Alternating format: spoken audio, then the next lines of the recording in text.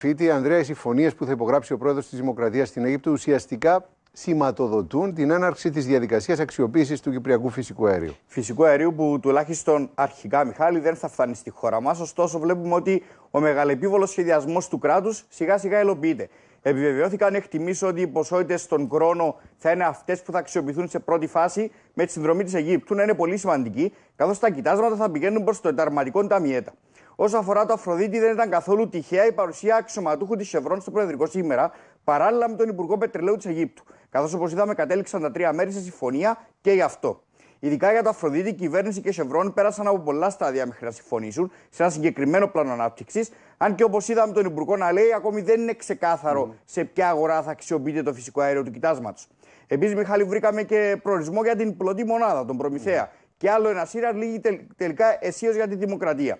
Βεβαίως, απομένει ίσως το σημαντικότερο για τους καταναλωτές να υλοποιηθούν ακριβώς τα έργα στο τερματικό στο Βασιλικό, που βρίσκονται στάσιμα και πρέπει επιτέλους να μπορέσει η Κυπριακή Δημοκρατία να αξιοποιήσει το δικό της φυσικό αέριο και να δούμε τις τιμές της ενέργειας να πέφτουν. Πάντως, Μιχάλη, καταληκτικά να σου πω ότι αν επιβεβαιωθούν οι αισιόδοξοι προβλέψεις για το Ελέχτρα, που σήμερα είδαμε ότι μπήκε γεωτρύπανο στο βυθό και εντοπιστούν κοντά στα 30 τρισεκατομμύρια κυβικά. Αυτές είναι οι εκτιμήσεις, έτσι. Ακριβώς, αυτό είναι εκτιμήσεις. Οι αισιόδοξοι είναι για 30 τρισεκατομμύρια κυβικά πόδια φυσικού αερίου. Τότε η Κύπρος θα μετατραπεί σε πολύ σημαντικό παίκτη αεριακά στην Ανατολική Μεσόγειο. Με τον πρόεδρο το πρωί στην ανάρτησή του να αναφέρει ότι στόχος είναι η χώρα μας να αποτελέσει εναλλακτική πηγή φυσικού αερίου για την Ευρωπαϊκή Ένωση. Λοιπόν, Ανδρέα, σε μια άλλη εξέλιξη, την Άγκυρα επισκέφθηκε σήμερα η ύπατη εκπρόσωπος της Ευρωπαϊκής Ένωσης για θέματα εξωτερικής πολιτικής, όπου συναντήθηκε με τον Χακάν Φιτάν. Στο επίκεντρο της συνάντησης ήταν και το Κυπριακό. Το οποίο Κυπριακό, Μιχάλη, επέλεξε να το αναφέρει πρώτο η Κάγια Κάλλας ανάμεσα σε άλλες διαφορές που έχει η Ευρωπαϊκή Ένωση με την Τουρκία. Δείχνοντας με αυτόν τον τρόπο ότι και ενημερώνει είναι για την κατάσταση, αλλά και την παρακολουθεί.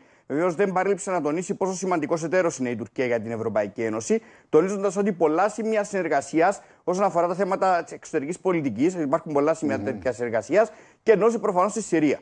Τονίζοντας παράλληλα την ανάγκη να υπάρχει νέα διοίκηση που θα αντιπροσωπεύει ολόκληρη τη χώρα με την ποικιλομορφία της, αφήνοντας και έτσι ένα έμμεσο μήνυμα υποστήριξης προς τους Κούρδους.